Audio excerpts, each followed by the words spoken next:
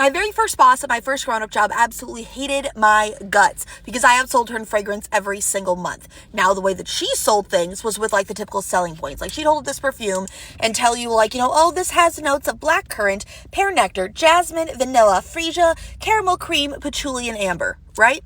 Here's how I did it. So I would take this out and I would freely, I would only do this if I hadn't put on a fragrance earlier in the day.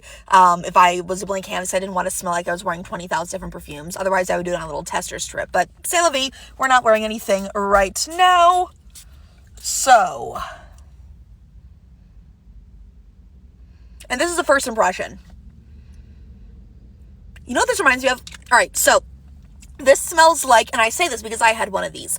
This smells like your bougie aunt who, is just so fabulous and she hasn't settled down and had kids yet, but she always has some amazing boyfriend. She has all these friends that are super popular and your aunt who has this fabulous job and she's always hosting these big parties that realistically no kid should be going to because it's not kid friendly. There's a bunch of adults doing adult things. There's nothing for the kids to do, but she invites you anyway because your mom is her best friend and, she loves you and your siblings and she wants you just around things. She never wants you to feel excluded in anything and she knows you can entertain yourself.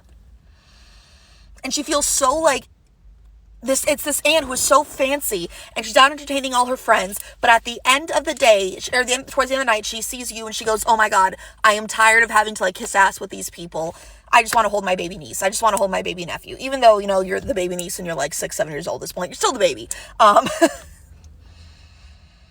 This smells like hugs and cuddles from your bougie aunt at the end of the night at a party when some of her guests are leaving, a bunch are still there, and she doesn't care about them anymore, and she just wants to walk around and hold you and tell everyone how much she loves you. This is what that bougie aunt smells like.